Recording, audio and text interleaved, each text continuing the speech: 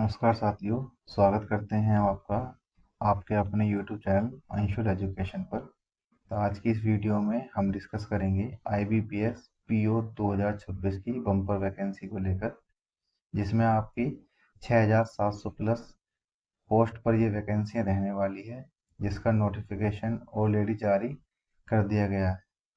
तो चलिए जल्दी से वीडियो को शुरू कर लेते हैं। साथ ही ये आपकी IBPS बैंक PO की वैकेंसियां रहने वाली हैं।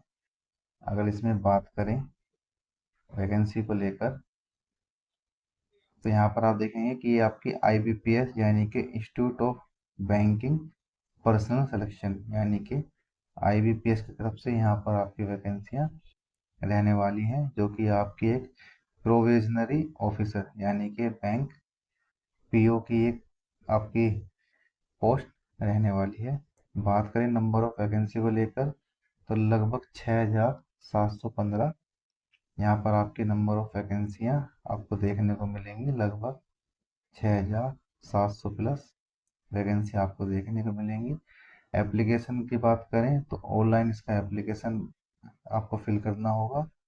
इसके एप्लीकेशन डेट की अगर बात करें तो ऑलरेडी 1 जुलाई 2026 से इसके एप्लीकेशन फॉर्म स्टार्ट हो चुके हैं, जिसकी लास्ट डेट 21 जुलाई 2026 यहाँ पर रहने वाली है।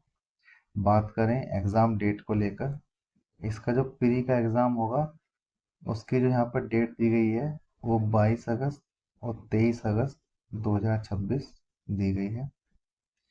बात कर लेते हैं इसके मेन एग्ज़ाम की डेट को लेकर, तो यहाँ पर ये 4 अक्टूबर 2026 इसके मेन एग्ज़ाम की डेट दी गई है।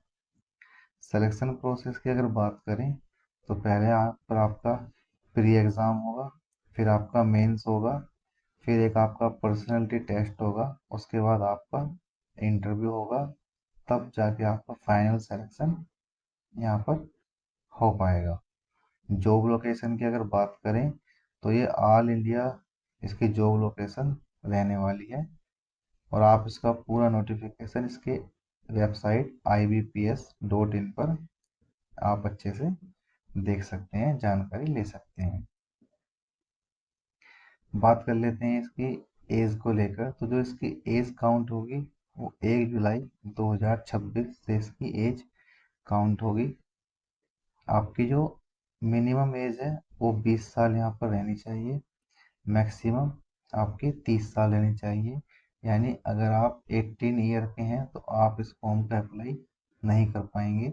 मिनिमम 20 ईयर यहाँ पर आपकी एज होनी चाहिए, वो भी 1 जुलाई 2026 तक। और मैक्सिमम 30 ईयर, ये 30 ईयर है ये आपकी जनरल वालों की है। अगर आप SC ST से बिलोंग करते हैं तो यहाँ पर आपको 5 साल का रिलैक्सेशन देखने को मिल जाएगा।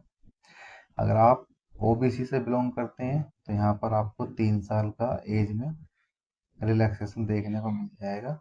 अगर आप PWBD कैंडिडेट हैं तो यहाँ पर आपको 10 साल, और अगर आप एक्स सर्विसमैन हैं तो यहाँ पर आपको 5 साल का रिलैक्सेशन देखने को मिल जाएगा।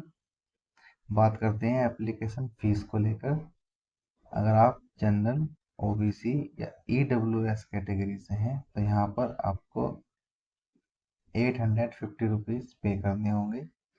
अगर आप SC ST या फिर PWBD कैंडिडेट हैं तो यहाँ पर आपको 175 रुपीज़ पे करने होंगे, जो कि आप डेबिट कार्ड, क्रेडिट कार्ड या कोई भी नेट बैंकिंग के थ्रू आप अपने एप्लीकेशन की फ़ीस को जमा करा सकते हैं।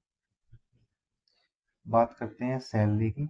जब आपका सिलेक्शन हो जाएगा तो आपको जो सैलरी दी जाएगी वो यहाँ पर जो आपकी सैलरी रहेगी वो लगभग 48,480, और प्लस जो भी इसमें DA होगा, जो भी आपके अलाउंस होंगे जैसे DA, house rent allowance, HRA, और जो भी इसमें ये सब चीज़ें होंगे, तो लगभग इन सब चीज़ों को मिलाने के बाद जो आपकी सैलरी बनेगी वो लगभग 88,000 से लगभग 92,000 के बीच, यानी कि आप इसको लगभग 90,000 के करीब आपकी जो है वो सैलरी यहाँ पर बन जाएगी।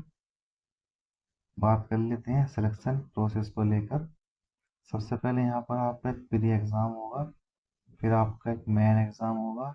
जो प्री एग्ज़ाम होगा वो यहाँ पर आपका क्वालिफाई होगा।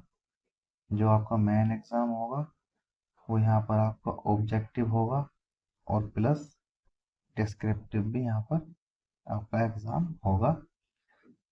और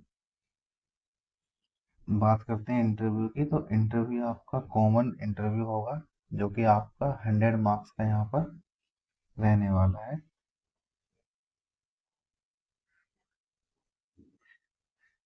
इसके एक बार एग्ज़ाम पैटर्न और इसके सिलेबस को समझ लेते हैं, क्योंकि ये समझना बहुत इम्पोर्टेंट है। तो देखिए, इन्होंने यहाँ पर बिल्कुल साफ मेंशन किया गया है कि candidate must clear both section and overall cut off to qualify for mains. Negative marking जो है 0.25 मार्क्स की दी गई है। अगर प्रीलिम्स एग्ज़ाम पैटर्न की बात करें तो यहाँ पर आपकी इंग्लिश आएगी, जो कि 30 क्वेश्चन होंगे और 30 मार्क्स के होंगे। क्वांटिटी एप्टीट्यूड यानी आपकी मैथ आएगी, 35 क्वेश्चन होंगे, जिसके आपको 30 मार्क्स दिए जाएंगे। रीजनिंग एबिलिटी होगी, जो कि 35 क्वेश्चन होंगे और यहाँ पर आपको 40 मार्क्स दिए जाएंगे, यानी कि 100 क्वेश्चन के यहाँ पर आपको